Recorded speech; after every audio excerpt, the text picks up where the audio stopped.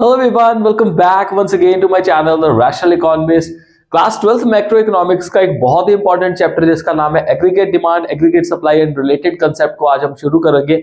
आपको याद होगा 11th स्टैंडर्ड की माइक्रो इकोनॉमिक्स में हम लोगों ने डिमांड और सप्लाई के बारे में पढ़ा था, पर अब हम 12th में पढ़ेंगे एग्रीगेट डिमांड और aggregate supply. So without wasting a time video को शुरू करते हैं। चैनल को सब्सक्राइब कर लेना और बेल आइकन को प्रेस कर लेना ताकि लेटेस्ट वीडियो की नोटिफिकेशन आपके साथ मिलते रहे। So let's start with the video.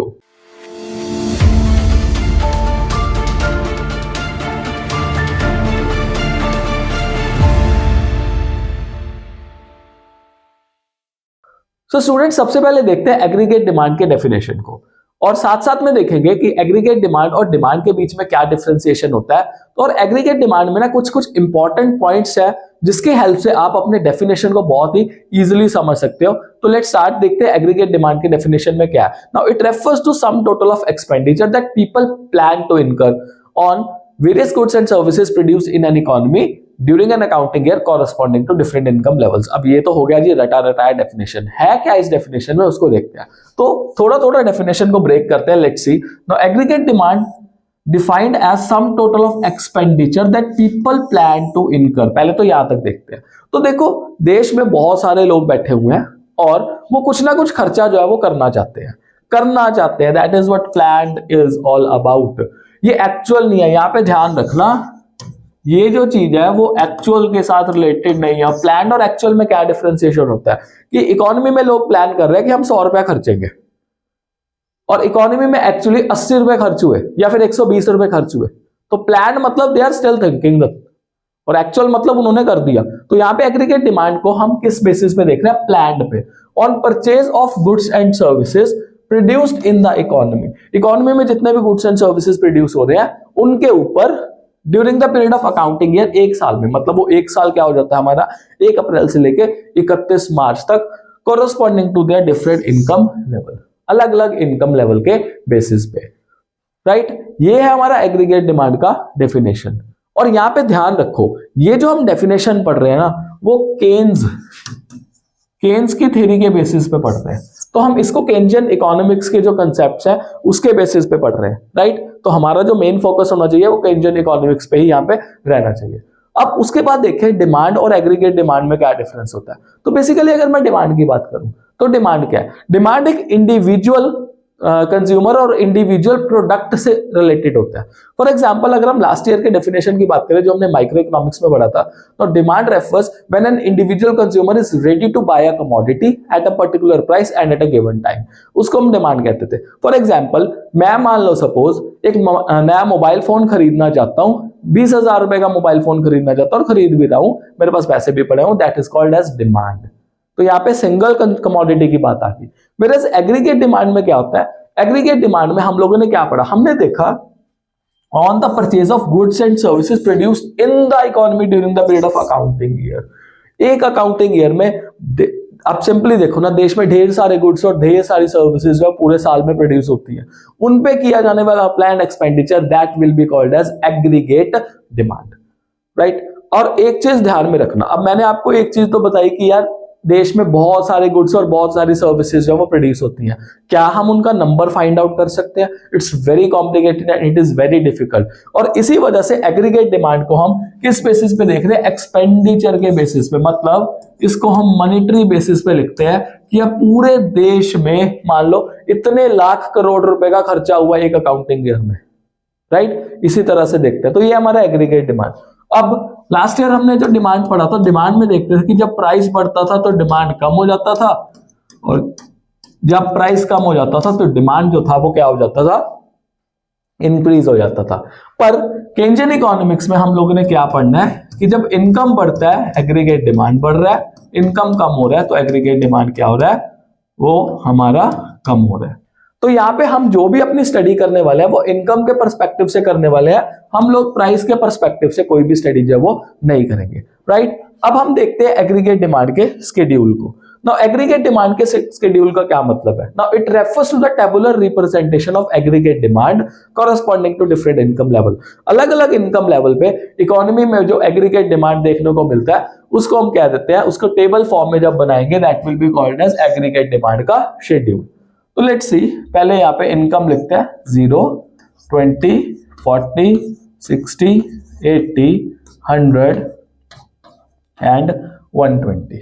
Okay, अब उसके बाद यहाँ पे एग्रीगेट डिमांड प्लान एक्सपेंडिचर करते हैं 30, ये हो जाएगा 40, 50, 60, 70, 80 एंड 90। मैंने ये वैल्यूज इसलिए लिया बिकॉज अगले चैप्टर में जो हम शॉर्ट रन इक्विलिब्रियम आउटपुट करेंगे हम सेम वैल्यूज को यूज करेंगे ताकि हमारे लिए ना बार बार टेबल को मेमोराइज करना थोड़ा सा इजी हो जाए, राइट। तो एक ही टेबल होगा, हम क्या कर सकते हैं उसको यूज कर सकते हैं। तो ये हमने बना लिया यहाँ पे एग्रीगेट डिमांड का शेड्यूल। अब शेड्यूल क्यों बनाना इंपॉर्टेंट है, बिकॉज हमें इस शेड्यूल से कुछ ऑब्जर्वेशंस करनी होती है। तो वो ऑब्जर्वेशन क्या क्या है, तो सबसे पहले ऑब्जर्वेशन देखो, आप एक चीज देखो, इनकम लेवल 0 है, फिर भी इकोनॉमी में कुछ ना कुछ जो एक्सपेंडिचर है, प्लान्ड एक्सपेंडिचर है, किया जा रहा है। तो पहली ऑब्जर्वेशन क्या होती है, there will be minimum level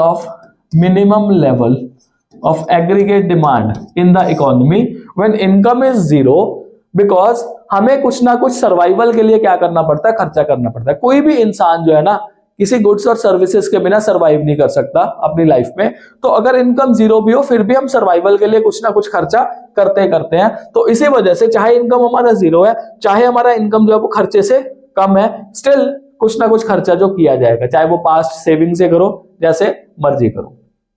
दूसरी बात, जैसे ही आपका इनकम लेवल बढ़ता है एग्रीगेट डिमांड भी बढ़ जाता है, और जैसे इनकम लेवल कम होता है एग्रीगेट डिमांड भी क्या हो जाता है, कम हो जाता है। इसका मतलब क्या है कि there is a positive relationship, कि पॉजिटिव रिलेशनशिप जो है वो है किसके बीच में, इनकम और एग्रीगेट डिमांड में। जैसे ही आपका इनकम बढ़ रहा है एग्रीगेट डिमांड भी आपका क्या हो रहा है, बढ़ रहा है। तो ये सेकंड ऑब्जर्वेशन हो गया। थर्ड ऑब्जर्वेशन समझते हैं, इनिशियली हमारा जो इनकम है वो एग्रीगेट डिमांड से क्या है, कम है। तो यहां पे इस लेवल पे आप देख सकते हो इनकम जो है वो किसके कम है, लेस देन एग्रीगेट डिमांड। उसके बाद एक लेवल ऐसा आता है जिसमें इनकम और एग्रीगेट डिमांड हमारे क्या हो जाते हैं, बराबर। और उसके बाद एक लेवल ऐसा आता है जब इनकम जो है वो एग्रीगेट डिमांड से क्या हो जाती है, बढ़ जाती है। ह्यूमन साइकोलॉजी है, जैसे जैसे लोगों का इनकम जो है बढ़ता रहेगा उनका खर्चे का लेवल उतना नहीं बढ़ने वाला। ये टिपिकल एक ह्यूमन साइकोलॉजी है। तो इस वजह से इस तरह का सिनेरियो जो हमारे पास क्रिएट होता है, और ये होता है हमारे पास एग्रीगेट डिमांड शेड्यूल। अब समझते हैं एग्रीगेट डिमांड कर्व को। नाउ एग्रीगेट डिमांड कर्व का क्या मतलब है, now it refers to graphical representation of aggregate demand schedule showing aggregate demand corresponding to different level of incomes in the economy.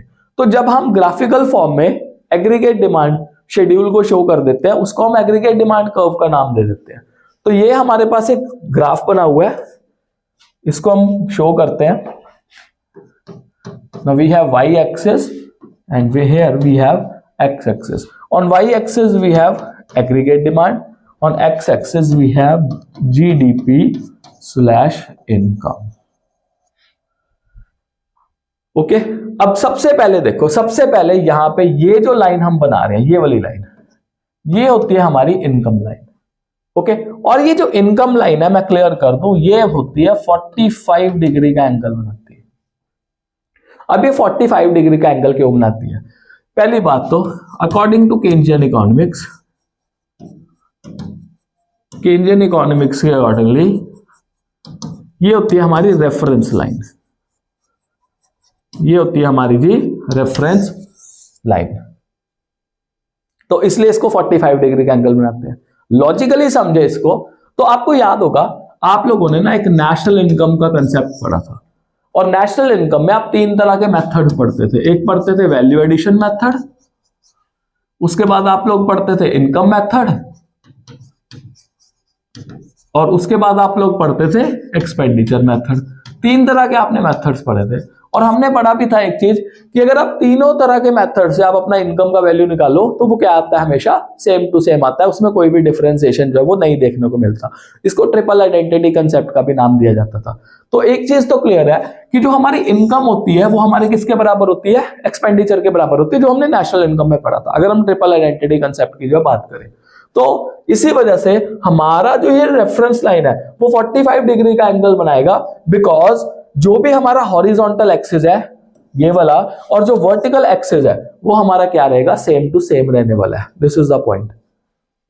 अब simply समझो ना, अगर एक्सपेंडिचर और इनकम हमारा सेम आ रहा है 90 डिग्री के एंगल को, और यहां से 0 है जो, उसको हाफ कर दो, तो at the end of the day reference line कौन सी पॉइंट डिग्री पे आएगा हमारा, 45 डिग्री पे आने वाला है। This is the first point, इसको ध्यान में रखना। ओके, अब उसके बाद ये जो हमने कर्व बनाई है, ये बनाई है हमने इन्वेस्टमेंट कर्व। आगे समझाऊंगा कि इन्वेस्टमेंट को हम लोग जो कांस्टेंट है वो क्यों मान रहे हैं, it is parallel to X axis. यहां पे हम लोग प्राइमरली फोकस करेंगे अपने एग्रीगेट डिमांड पे। ये हमारा जी एग्रीगेट डिमांड, जब इनकम लेवल 0 है तो कुछ ना कुछ खर्चा जो है वो किया जा रहा है इकोनॉमी में। वो कितना खर्चा था, 30 का था। ओके, जिस पॉइंट पे इनकम और एग्रीगेट डिमांड आपस में इंटरसेक्ट कर रही है उसको कहा जाएगा equilibrium point. Here aggregate demand is equal to income, और इनकम को कहा जाता है एग्रीगेट सप्लाई। ये भी आपको बताऊंगा कि एग्रीगेट सप्लाई क्यों कहा जाता है इनकम को, राइट। तो वन बाय वन देखेंगे इसको। तो इसको कहा जाएगा इक्विलिब्रियम पॉइंट। तो इस पॉइंट से अगर मैं यहाँ पे ड्रॉ कर दूं परपेंडिकुलर, तो ये मेरा बन रहा है 60, और यहाँ पे भी कितना है, ये मेरा बन रहा है 60। ये मैंने फ्री हैंड बना दिया, तो आप स्केल की हेल्प से जो अपना बना सकते हो। आप अपने पॉइंट्स करना चाहते हो आप इस तरह से भी बना सकते हो, गलती नहीं होगी आपकी। तो अब सिंपल शब्दों में देखें, अगर हमें इसको एक्सप्लेन करना है, तो in the given diagram income slash GDP is on X axis and aggregate demand is on Y axis.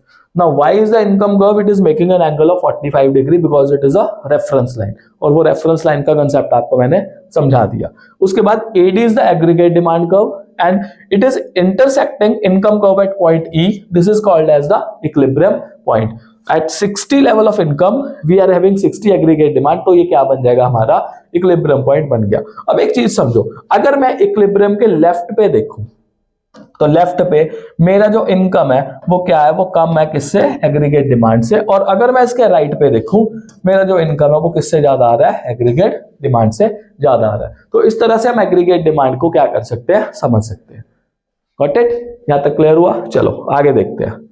अब हमारे पास है कुछ कंपोनेंट्स ऑफ एग्रीगेट डिमांड। अब ये कंपोनेंट्स की बात करें तो बेसिकली अगर आपको याद हो तो फर्स्ट चैप्टर में हम लोग, जिनमें हमने some basic concepts of macroeconomics पढ़ा था, उसमें हमने 4 सेक्टर्स ऑफ द इकोनॉमी पढ़े थे, house hold, firm, government and rest of the world. और वही जो 4 सेक्टर मिलके हमारे एग्रीगेट डिमांड के कंपोनेंट्स बनते हैं। तो पहले household consumption expenditure, then producer investment expenditure जो फर्म करती है, government expenditure, and then rest of the world में हमारे पास क्या आ जाता है, नेट एक्सपोर्ट्स। अब इनको मिला के हम समझते हैं कि क्या क्या चीजों में एक्चुअल में एग्रीगेट डिमांड के कंपोनेंट्स हम समझेंगे। तो सबसे पहले एग्रीगेट डिमांड जो है वो कंपोनेंट्स देखेंगे इसके क्लोज्ड इकोनॉमी में। क्लोज्ड इकोनॉमी मतलब दरवाजा बंद इकोनॉमी है, हमारे देश में कोई नहीं आ सकता।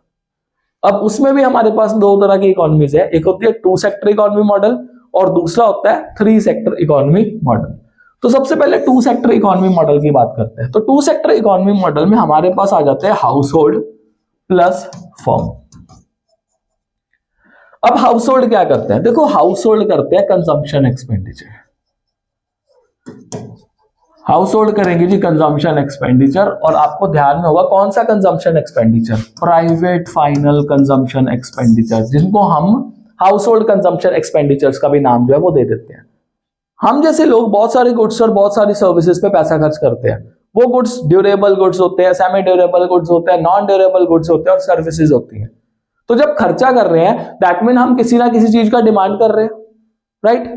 फिर उसके बाद आती है फर्म। जो फर्म है वो भी खर्चा करती है। फर्म का खर्चा क्या है, ग्रॉस डोमेस्टिक कैपिटल फॉर्मेशन, जिसको हम लोग इन्वेस्टमेंट का भी नाम दे देते हैं। और ये 2 तरह का होता है, एक तो फिक्स्ड इन्वेस्टमेंट होती है और दूसरी कौन सी होती है, इन्वेंटरी इन्वेस्टमेंट होती है। तो अगर 2 सेक्टर इकोनॉमी मॉडल में हम एग्रीगेट डिमांड की बात करें तो it will constitute house hold plus firm. House hold करेंगे कंजम्पशन एक्सपेंडिचर और फर्म करेंगे इन्वेस्टमेंट एक्सपेंडिचर, दोनों को जोड़ देंगे तो हमारे पास जो एग्रीगेट डिमांड है वो क्या निकलेगा, C+I निकलेगा। ओके, और एक चीज बता दूं, ये जो हम पढ़ रहे हैं ना यूनिट अपना पूरा का पूरा determination of income and employment, इसमें हम 2 सेक्टर इकोनॉमी मॉडल का ही स्टडी कर रहे हैं क्लोज्ड इकोनॉमी में। तो हम जहां भी देखेंगे ना AD will be equal to C+I, AD will be equal to C+I। अगले कोई भी जो कंसेप्ट है हम पढ़ेंगे नहीं आगे, बट हमें उसकी ब्रीफिंग होनी चाहिए कि इसमें है क्या एक्चुअली। तो यहाँ पे हम लोग पढ़ेंगे सिर्फ aggregate demand equal to C+I के बारे में। अब 3 सेक्टर क्लोज्ड इकोनॉमी की बात करें तो सबसे पहले यहाँ पे हाउस होल्ड आ गया। हाउस होल्ड का कंसेप्ट मैंने आपको बता दिया कि हाउस होल्ड कौन सा खर्चा करता है, कंजम्पशन एक्सपेंडिचर। उसके बाद हमारे पास आती है फर्म। फर्म कौन सा खर्चा करती है? इन्वेस्टमेंट। अब हमारे पास आती है गवर्नमेंट। गवर्नमेंट कौन कौन सा ऐसा खर्चा करती है? देखो गवर्नमेंट जो है ना वो कंजम्पशन भी करती है और गवर्नमेंट जो है वो इन्वेस्टमेंट भी करती है। गवर्नमेंट कंजम्पशन कैसे करती है? अब देखो कितने सारे सरकारी दफ्तर हैं, उन पे रेगुलर बेसिस पे खर्चा होता है? नहीं होता। पार्लियामेंट में एमपीज को कैंटीन में खाना खिलाया जाता है, राइट? अब उस पे भी तो खर्चा आ रहा है। वो सारा का सारा कौन सा खर्चा है? कंजम्पशन एक्सपेंडिचर है। इतने गवर्नमेंट ऑफिशियल्स की कार चल रही है, इतने गवर्नमेंट ऑफिशियल्स को जो सैलरीज मिल रही है, वो सारा का सारा कंजम्पशन एक्सपेंडिचर का पार्ट बन जाएगा गवर्नमेंट का। वेरएज इन्वेस्टमेंट, अब सरकार काफी इन्वेस्टमेंट भी करती है। सरकार हाईवे बना रही है, रोड बना रही है, डैम्स बना रही है, रेलवे स्टेशन बना रही है, एयरपोर्ट्स बना रही है। उसमें कुछ ना कुछ हिस्सेदारी होगी, चाहे कुछ प्राइवेट होंगे और कुछ सरकार भी खर्चा कर रही होगी। तो वो सारा किसमें आ जाएगा? इन्वेस्टमेंट एक्सपेंडिचर का जो पार्ट है वो बन जाएगा। तो ये हो गया हमारा गवर्नमेंट वाला aspect. That mean government consumption भी करती है और गवर्नमेंट क्या करती है? इन्वेस्टमेंट भी करती है। और यहां पे अगर मैं एग्रीगेट डिमांड की बात करूं तो यहां पे अगर एग्रीगेट डिमांड है वो होगा C + I + G। फिर फोर सेक्टर इकोनॉमी। अब ये फोर सेक्टर इकोनॉमी जो है वो ओपन इकोनॉमी बन जाती है। ओपन इकोनॉमी मतलब अब देश का दरवाजा जो है वो पूरी दुनिया के लिए खुल चुका है। अब यहां पे एग्रीगेट डिमांड जो है वो किसके बराबर होगा? ये हाउस होल्ड हो गया। हाउस होल्ड क्या करते हैं? कंजम्पशन। फर्म होगी, फर्म क्या करती है? इन्वेस्टमेंट। गवर्नमेंट क्या करती है? C + I दोनों। तो यहां पे हम इसको क्लियरली गवर्नमेंट मान लेंगे। और रेस्ट ऑफ द वर्ड में हम लोग क्या करते हैं? X - M। X - M का मतलब होता है जी नेट एक्सपोर्ट्स। ये इंपॉर्टेंट है समझना। X का मतलब होता है एक्सपोर्ट और M का मतलब क्या होता है? इंपोर्ट। जो X है, एक्सपोर्ट है, वो एग्रीगेट डिमांड में पॉजिटिव कंट्रीब्यूटर का रोल प्ले करता है। पॉजिटिव कंट्रीब्यूटर का रोल प्ले करता है। और जो M है वो एग्रीगेट डिमांड में नेगेटिव कंट्रीब्यूटर का रोल प्ले करता है। कैसे?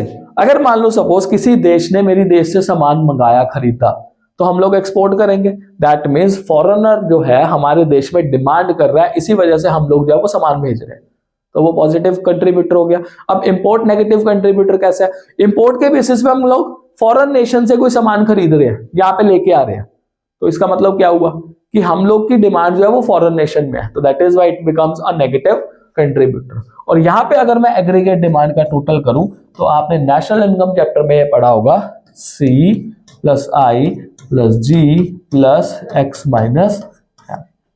तो ये हमारा एग्रीगेट डिमांड जो है वो बन जाता है। एंड पूरी दुनिया में ना यूजुअली एग्रीगेट डिमांड को फाइंड आउट करने के लिए यही वाला फॉर्मूला जो है most of the time use किया जाता है। देखो दूसरे फॉर्मूलाज भी यूज किए जाते हैं, पर अगर आप कहीं पे भी न्यूज हेडलाइंस वगैरह देखो तो यहाँ वहां पे ये वाला फॉर्मूला जो है बहुत ज्यादा यूज किया जाएगा जब भी आपका जीडीपी का डाटा जो है वो देखने को मिलता है। तो ये हो गया हमारा components of aggregate demand in open economy. और ध्यान में क्या रखना है, हम लोग जो है वो एग्रीगेट डिमांड क्लोज्ड इकोनॉमी में टू सेक्टर इकोनॉमी मॉडल के बेसिस पे ही करते हैं। और उसी टू सेक्टर इकोनॉमी मॉडल को हम लोग देखेंगे टेबल फॉर्म में कि aggregate demand is the total of C + I।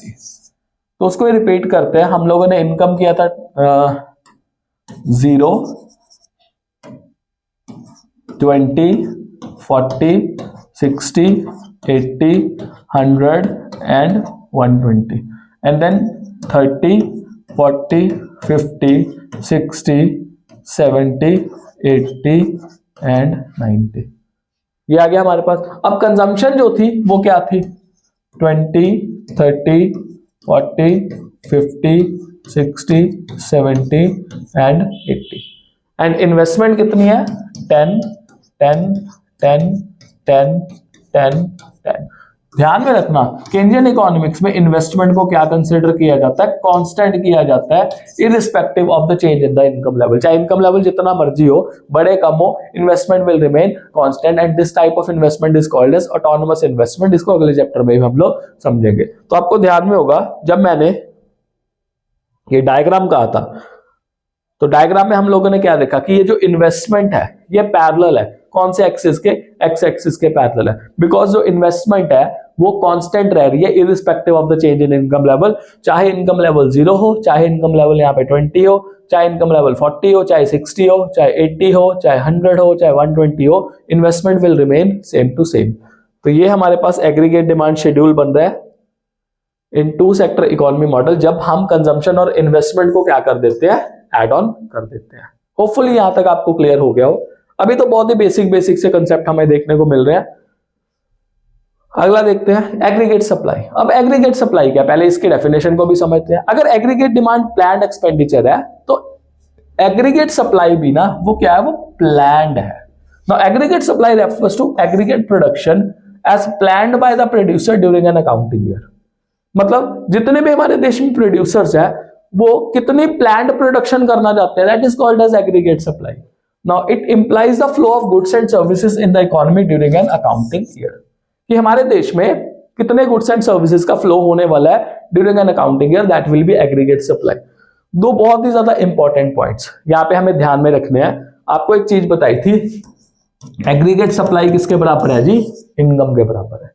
यही हमने चीज पढ़ी थी। इसको एग्जाम्पल से भी समझेंगे और इसको इन पॉइंट से भी देखते हैं।